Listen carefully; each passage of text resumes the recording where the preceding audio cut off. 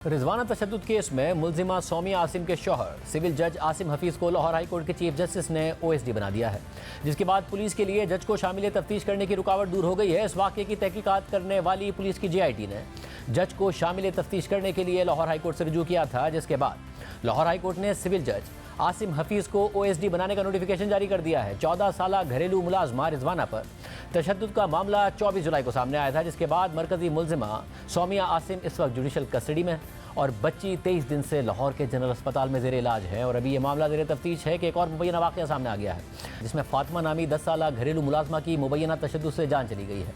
वाक़े की तफसीलात के मुताबिक ज़िला नौशेरो फ़िरोज़ से ताल्लुक़ रखने वाली 10 साला फातिमा 9 माह से रानीपुर में मरकजी मुलजिम पीर असद शाह की हवेली पर काम कर रही थी, मगर 14 अगस्त को अचानक हवेली से वालदैन को इतला दी गई कि बच्ची बीमारी की वजह से फौत हो गई हैं, लिहाजा वो उसकी लाश ले जाएं।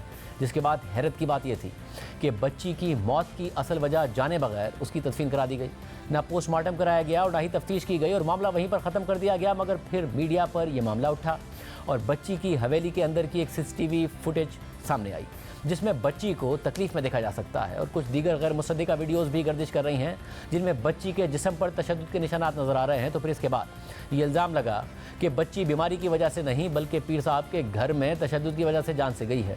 तो फिर इसके बाद पुलिस भी हरकत में आई, मुलजिमान की गिरफ्तारियाँ शुरू हुई और अब अदालत की इजाज़त से बच्ची की कब्र कुशाई भी की जाएगी, जिसके बाद पोस्टमार्टम करके वाक़े के असल मुहरकात सामने लाए जाएंगे। बच्ची की वालदा की मुद्दत में कल पुलिस ने तशद्दुद और कत्ल की दफ़ात के तहत FIR दर्ज कर ली थी, जिसके बाद मरकजी मुलजिम असद शाह को गिरफ्तार कर लिया गया था और आज 4 रोज़ा जिस्मानी रिमांड पर पुलिस के हवाले कर दिया गया है।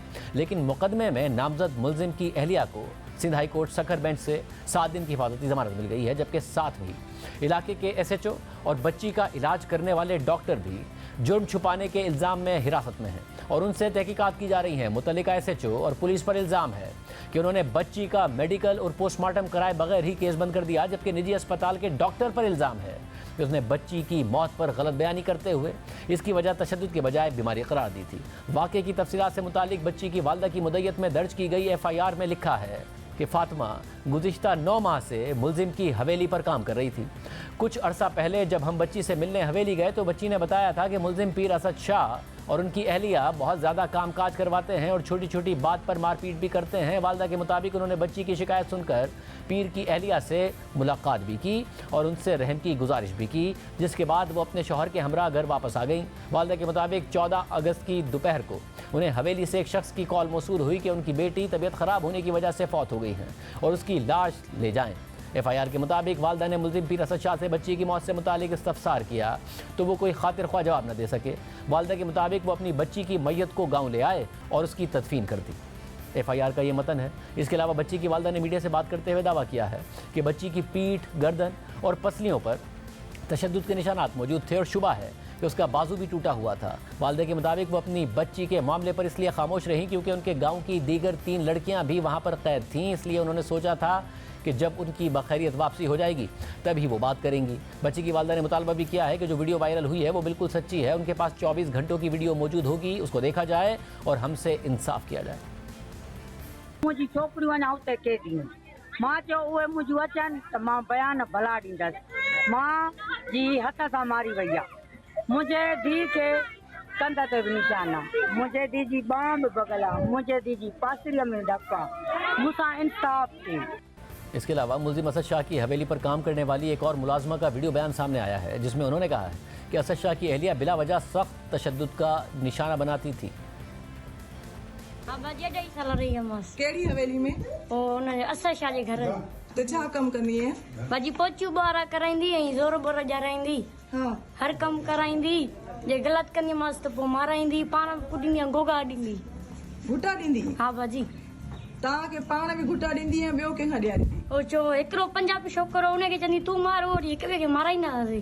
पोइ बीबी चवंदी त मारियो न। बाथरूम में पाण गोगा ॾेई पोइ वाइपरनि सां मारींदी।